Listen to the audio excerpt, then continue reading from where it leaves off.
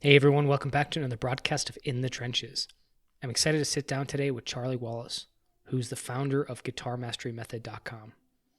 For the last several years, Charlie Wallace has been teaching guitar, and he's built a sizable platform around guitarmasterymethod.com, starting with just a simple course that he was selling for $47 and is now scaled into a multiple seven-figure company.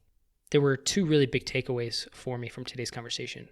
One is how Charlie focuses on value first and brings that into practical sense for us, specifically in regards to how he generates leads for his business, which is a combination of paid traffic to a highly valuable lead magnet, and specifically how he does that. I found that really interesting.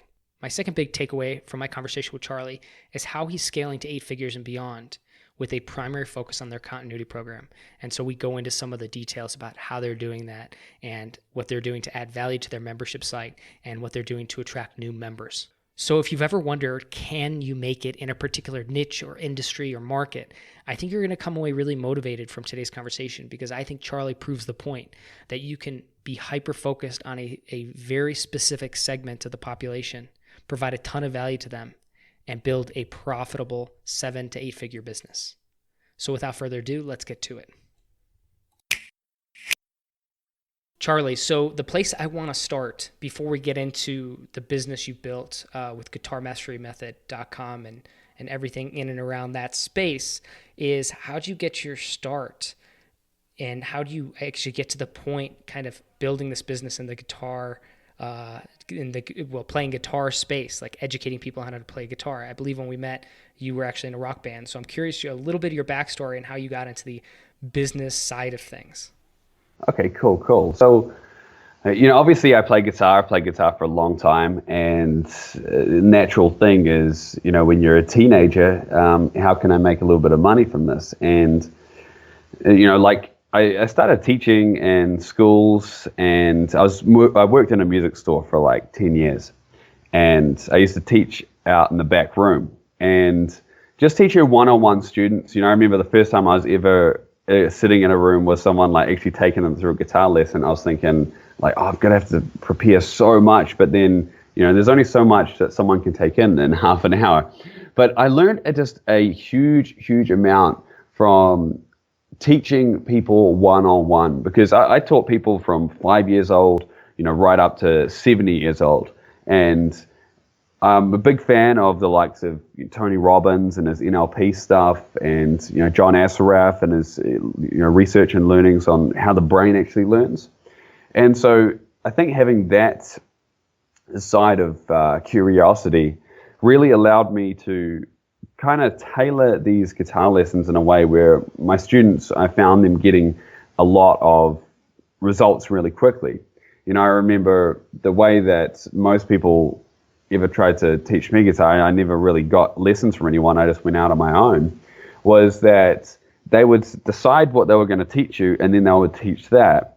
And I remember a story Tony Robbins talks about, how he was speaking to a guy, and he's like a teenager, and he wanted to he hated school, but he loved surfing. And then so Tony was like, how can I get this guy excited about school? So he started talking to him about like, oh, how about if you could start like a surfing school? And then that kind of got him excited, and because it's to do with something he likes. So I just started really saying, hey, what do you want to learn, and let's get you there. And Eben Pagan always talks about chocolate-covered broccoli. And then so I was like, right, well, this is the broccoli, and we're going to cover it in chocolate, and the chocolate's going to be your favorite songs. We're going to get you playing your favorite songs. And inside of those songs is all the techniques, all the hard work, and everything you need to actually become a good guitarist. So while I was doing all of that kind of thing and really developing my teaching methodology, which I didn't really realize was happening, by the way, I was, playing in a band. We were playing around New Zealand. I was, like young, like we started this, drinking age is 18 here in New Zealand. So we were like 17, having to get our parents to come to the shows so that we could actually play in these bars and stuff. And, when we turned 18, then we just started jumping in the car and driving around New Zealand playing shows. And, it was a whole lot of fun, living off the, I'm not sure if it's a saying anywhere else in the world, but living off the bones of our ass. We were just dead poor, and living off next to nothing. Like just kept working hard at the band. The band was a huge passion of mine, still is. It's still what I want to do. But it just got to a point where, I'd worked so hard to be a musician. I'd done everything that I thought I should do, and it got to the point where we'd been in Europe playing some shows, and I got back to New Zealand, and I was like, went to the supermarket, and I remember needing to get food for me and my girlfriend at the time. I needed to get food for the cats. I needed to get just like things like toilet paper and petrol. And I remember looking into my wallet, and I had like $2.60. And I was just thinking, right, I got to make this work somehow. And then I just remember thinking how ridiculous it is to be in that position when I am working so hard. Like I'm not, I'm not a lazy person then. I'm certainly not a lazy person now. But there was just in that position, it just seemed absolutely mind blowing. I guess I was a little bit sedated at the time because just doing things that you do with growing up, in the music industry for some reason, you just think that smoking pot is just something you should do every day. I don't do that anymore. But like, living in that sort of space, it was just, I kind of hit rock bottom, not in a depressed sense, but in a like, this isn't going to get me to my goal. My goal is to be able to play music full time and really live my dream of touring the world and not having to sleep on sidewalks while doing so. So I said to the guys in the band, this is about 7 years ago now, I said, I'm going to work on this thing which I think is going to be able to make some money. And that's all my goal was just to make some money at the beginning anyway. And then just really started working on this course. I thought, right, well, how could I create a guitar course that is everything that I wish I had when I started to learn guitar? And if I could package this up and send it in a time capsule back to when I first picked up the thing, that would save me so much time and get me so much more results faster. So I created that guitar course, and it's called Guitar Mastery 101. And that was the first ever guitar course that I released in Guitar Mastery Method. And it took me 3 years to do because I was working in a music store. I was teaching guitar from my house. I was teaching guitar in 2 schools. I was doing promotional work for a music venue, and I had to teach myself absolutely everything because obviously I had no way of being able to hire anyone for anything. So I was learning how to build these websites. I was learning video editing. I was, learning lighting for my videos. I was learning absolutely, and then obviously on top of that, you got the marketing side of things. And then so it took me a long time. It took me 3 years to get the product ready, get the members area ready, and finally be at the point where I could actually launch the thing. And so August 2014, I clicked the button, which made Guitar Mastery Method go live. And within 30 minutes, I had my first sale. Up until then, I thought that I'd wasted 3 years of my life. And then when that first $47 came through, that was the most significant $47 I'd ever made in my life. So that's really how I got started. I love it. And I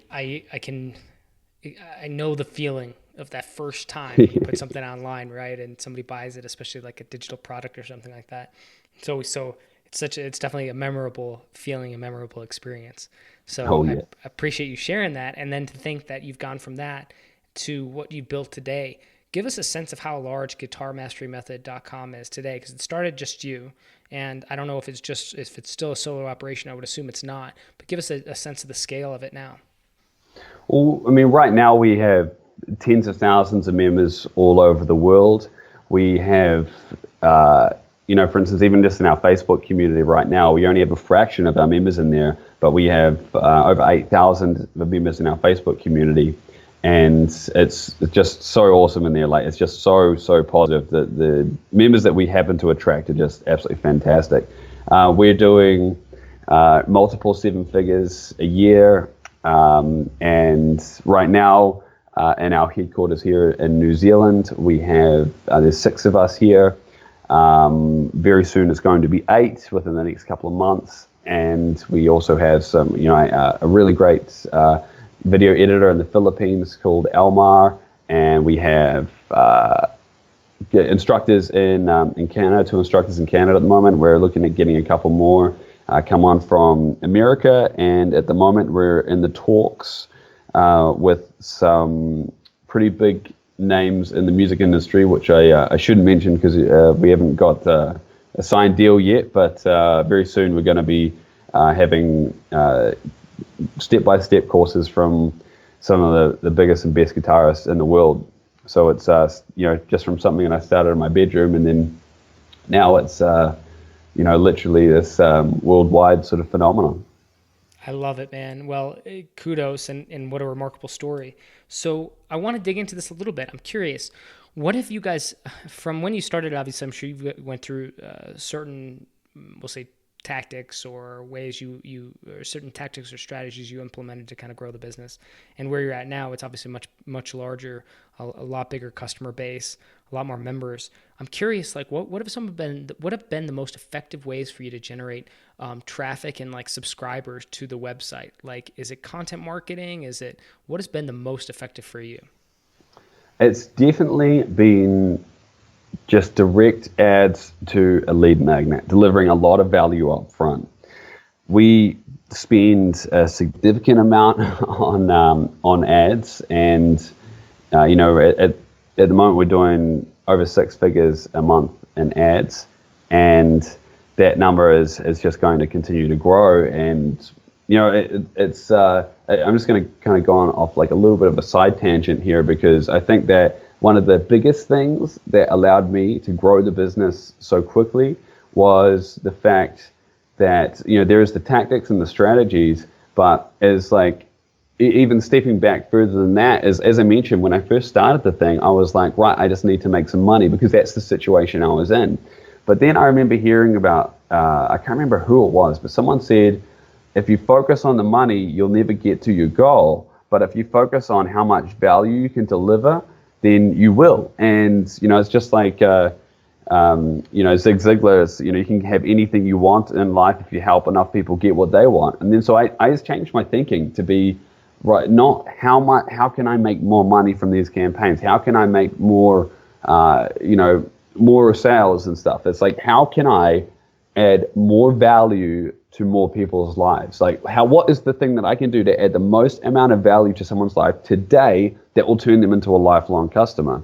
And we don't even like using the word customer here. We just change it to member, just because that's what they are. Like, as soon as they're in our world, we really just treat them like royalty, because it's like, that's what we're here for. At the end of the day, we're here to help people become the best guitar players they can be. And the testimonials we've got from some of these people are just absolutely amazing. And to know that you're leaving that impact on their lives is just fantastic. And so I think that's a very important mind shift, that it needs to be in every single part or every single step. So for instance, the lead magnet that you're going to be using is, I know a lot of people, they'll be like, right, well, I just have to have something there, and they whip it together. But if you can really, really deliver so much value in that lead magnet that it's going to transform their lives, then they're going to be a fan, and they're going to stay longer, and they're going to want to buy more of your courses, So definitely running Facebook ads and just any direct marketing ads to a super valuable lead magnet is really on the back end, on the front end, I should say, is how we've really grown the business. And did you start out doing paid ads, or was that something you kind of developed into? And then obviously once you found it worked, then I'm sure you ramped it up, but I'm curious about that initial period.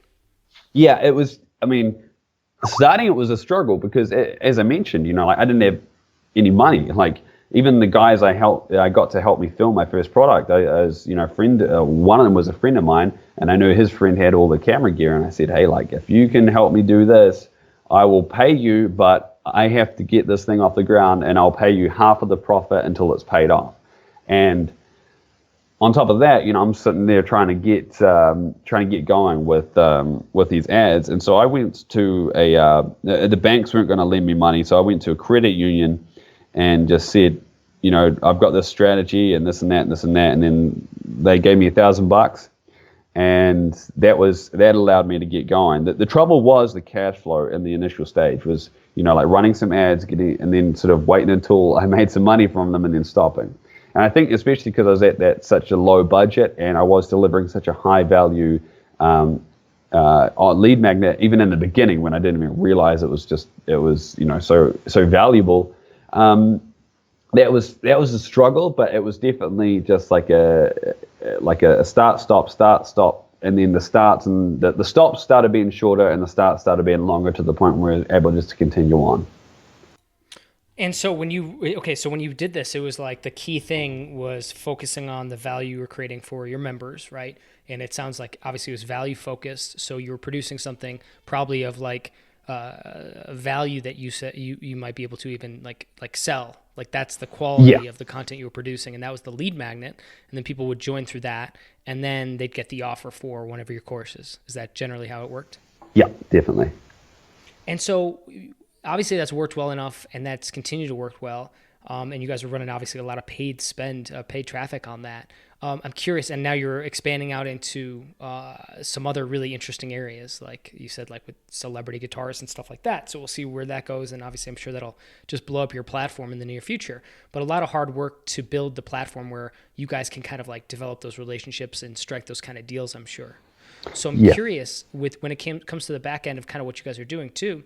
Tell me a little bit about kind of how you operate typically, like say things like your email lists or autoresponders. I'm curious a little bit. Do you like consistently share like free content with your members or people who've signed up? Like tell me a little bit about how you continue to like maybe maintain that relationship, especially for people before they purchase something. Well, we definitely are sending out a lot of cool free content, and this year in particular is going to be a big year for us for our YouTube channel. We're really going to blow that up. Our YouTube channel, I mean, right now we've got about 22,000 subscribers, which is kind of surprising to me for the fact that we've never actually tried to push YouTube at all. It's just every single free video that's on YouTube was designed specifically to send our email list free content. And so we're sending out free content, and then we're running live specials on our courses. And that's basically how our calendar works. We'll send out some free content, maybe a webinar, and then we'll offer, a discount on our course for a short period of time, and then just send out more free content. And I think it's very important to be, you have to split them up. I mean, at Traffic Conversion Summit, Perry Belcher was saying, they send generally one content email and one promotional email every day. We're not necessarily in that boat. We kind of like to flood the free stuff, and then we'll focus on the promotion. But that's really how we run our campaigns. Yeah, and so another question I had when I looked at what you were doing was, I noticed you guys have a lot of courses now. And obviously it didn't start that way, but you built them out over time. They seem to be obviously in certain specific to certain things, but you've expanded out that we'll say portfolio of product offers. I'm curious your mindset with that in offering multiple different courses. How do you navigate that space? And I know that's kind of a broad question, but just knowing that, obviously you have a lot of members. Some people buy maybe one course versus another. How do you guys manage that to make sure that like the right course is getting in front of the right member or the right subscriber?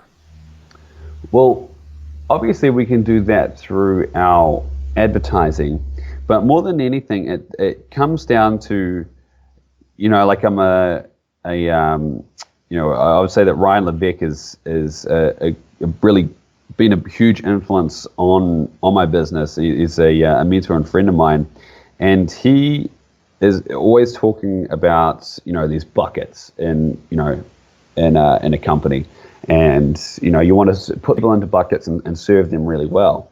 Now, there's another layer which has been even more powerful for us in using the ask method, and that is surveying our members and finding out exactly what they want. And then what that has allowed us to do is to really create courses that we know are going to be slam dunks every time.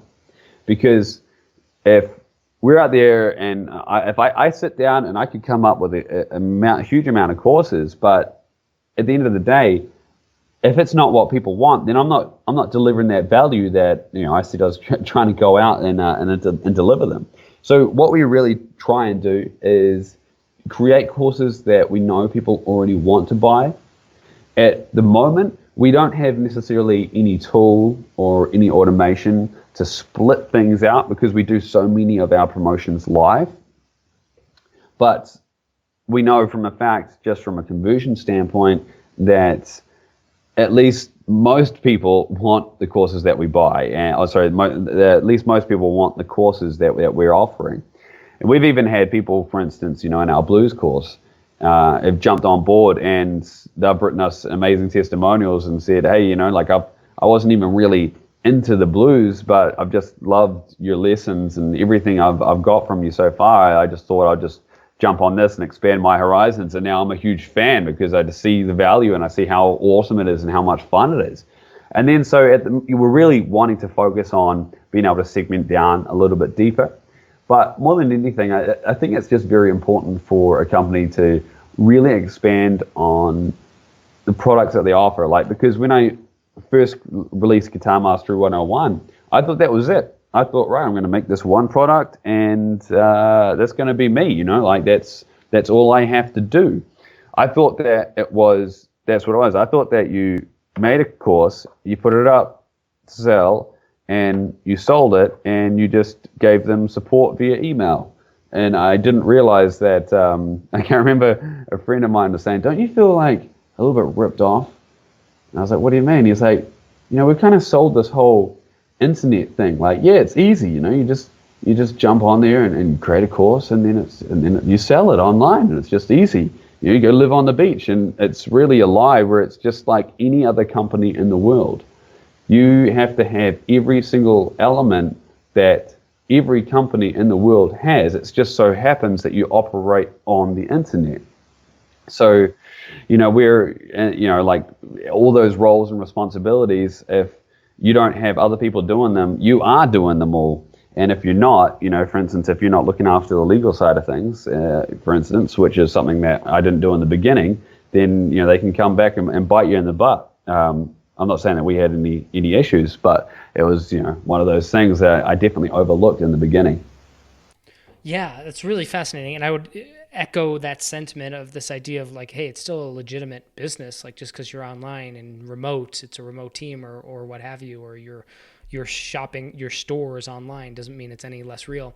And I also think that, there's maybe some misunderstanding about just the nature of an info product business or an educational business, where you're educating and, you're focused on students and you're focused on their success. It's a business, it's a challenging business model to get it right. And the thing is, I think there's this idea that there certainly is a low barrier to entry because anyone can hypothetically, just like they can self-publish a book, they can create a course, put it out there. But then all of a sudden you do that and you realize, wait a second, there's a lot more to this. Yeah. So that's why I think it's remarkable what you guys have done, because you've focused in on this niche for sure. And you've just done such a great job. I mean, growing the platform, growing your membership base, and making all these offers. So I'm curious on that. We talked a little bit about the front focus, how we generate some traffic for this, how you are building and growing your memberships. But I'm also curious, is there anything? What's your perspective on the courses you create themselves, and how do you guys approach this idea of student success, and how important is that, or what are some of the KPIs we'll say for you guys when you look at that aspect of the business? Well, it comes from understanding that most people are going to jump on board because they're excited about the outcome. And it's one of those things, especially when it comes to guitar playing, that a little tiny bit of practice every day, let's say 15 minutes of practice every day, is going to get you far better results than 2 hours on the weekend. And so for me, it's about trying to get everybody started. And I always say that results are the best motivation, because if you're doing something and you're slamming it, let's say you're doing the 2 hours a week thing, 2 hours on the weekend playing guitar, and you're not seeing any progress, you're going to give up, and unless you're finding fun not being able to play anything, you're going to give up just trying it 2 hours on the weekend because that progress isn't there. But if you can change that mindset and just do like 15 minutes every day and you're getting those results, then it is a huge bump in success. And then so what we really try to do is not only get people to switch that mindset and think, right, I only have to do a little bit. Obviously, more than 15 minutes is better than 15 minutes, but 15 minutes is really all it takes. But in our community, once people get in there, it's just everybody is on the same wavelength. And if they aren't and they post in there and they're like, oh, I'm not really feeling it, then they get motivated from everybody else. And then so it's no longer just about us. People always talk about, build your tribe, create your tribe. And I always thought that was a little bit lame. But then now I know what they're talking about. And it's, like for instance, I just use the word community, and then it's all of a sudden it doesn't seem lame to me. But it's like having that community, having that tribe helps other people succeed, and really motivates everyone. And it's just a really good place to be going in, like for even just to lift your own spirits. You go in there and people are just talking about their wins or just posting progress videos. And then so for us, as far as like getting student success, it's about making sure they go through, for instance, a strategy video that we have at the start of every course, going through like a practice methodology video that I have, trying to get them in the community and just really trying to get that first step. Because if they can take that first step and see results from it, then I know that the momentum is going to keep them pushed, and they're going to be in the community, and they're going to keep, because like obviously you're getting results, you're going to be more motivated, and it's just a self-fulfilling cycle. I love it. Well, Charlie, I really appreciate you sharing all this with us today. There's probably a number of ways we could go with this and go even deeper, but I just really appreciate you being really transparent with your numbers, kind of what you guys are doing. So my last question, I guess, to wrap it up is, I'm curious, I know you have some plans with the kind of the celebrity educators and stuff like that, kind of branding that piece, which we'll see how that pans out. And of course, I'm sure it'll be successful for you guys. I'm curious, like when you look at kind of what you build today, like how do you see this growing in the future? It sounds like YouTube is going to be part of it, celebrity endorsements or that kind of thing, something like that. Where else do you see this going, and what are you guys doubling down on in 2018 and beyond? Right. So I had a chat with Anik Singhal about 2 years ago now. And it was around that time that it was still just really me. It was just me. I had a friend of mine helping me out with customer support at night, and I had my video editor. And I asked Anik, I was like, right, I was at six figures at the time, and I said, how do I scale from 6 figures to 7 figures? And how do I go from 7 figures to 8 figures? And is it the same process? And he said, no, it's not. It happens in 4 stages. The first stage, from 0 to 300,000 a year, is the most difficult stage possible. But once you hit that 300,000 a year, something weird happens and you shoot straight to 1 million, and that's stage 2. Stage 3 is 1 to 3 million, and that is hard again. And then stage 4 is 3 to 10 million, and that gets easy again. Not as easy as stage 2 though.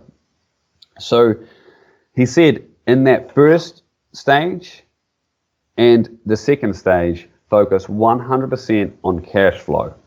You're going to have your front-end products, and you need to really, really focus on maximizing the average order value, because that's going to allow you to scale your advertising. And then so making sure that your upsells are absolutely dialed in, making sure that you are increasing, trying to get close to that double. If you're selling a front-end product for $100, you want to try and make the average order value $200. If you can't quite get there, then all good. But you really focus on the cash flow so that you can scale up your advertising. Once you hit that $1 million a year mark, then you want to focus on events. You want to focus on really building up continuity. And, by events, I mean, like for instance, even just a launch is an event, and then just continue that on. And then so after you get past that, that 1 to 3 million a year mark, then just really push onto building the continuity side of it, because you've got the cash flow, which allows you to run the business sustainably. You've got multiple 7 figures coming in. It's not like things are just going to drop off the face of the planet if you have a little bit of a dip while you change your focus. So right now, our focus is 100% wrapping up our promotional calendar that we have. We've got some really cool things we're going to be, doing for our members, new courses. But from the last 2 quarters of 2018 and beyond is really going to be building up our continuity program in a number of ways. Obviously, we want to get more members in there, but we're also going to be getting a lot of more ways to deliver value. So for instance, in our continuity program, which is called the VIP Club, members get like a minimum of 3, but it's actually far more. We just say a minimum 3. We kind of need to update what we what we're offering with it. Live guitar workshops every single month with instructors from all over the world. We're going to be adding more instructors. We're going to be adding in more exclusive courses and some other fun ways to be adding more value to those VIP members. And then we're going to be switching all of our focus just on pumping that to the, shooting that to the moon.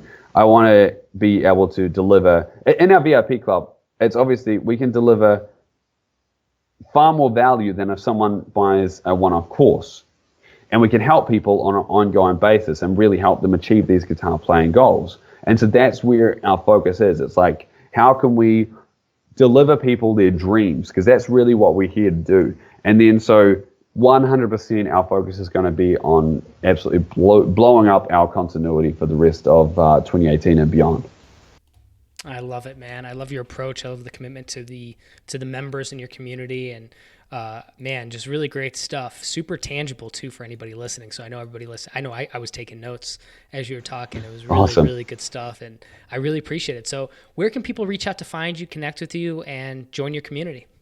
Right. Well, obviously we got guitarmastermethod.com. On there, our website right now is a little bit out of date, but you'll still be able to opt into to one of our free offers with free lessons. And obviously you can contact us directly. Contact me directly from the website. Of course, it will go to our support roadies here. Because we don't call them support team, we call them support roadies. After all, this is a music-based business, and so if just to tell them that you heard me speaking on here, and they'll forward through the message to me. I love it. Make sure, if you're listening to this, if you do that, and let Charlie and his team know. And Charlie, just thank you so much for being on In the Trenches, man. I really appreciate you sharing all your knowledge and wisdom with us. Hey, my pleasure, man.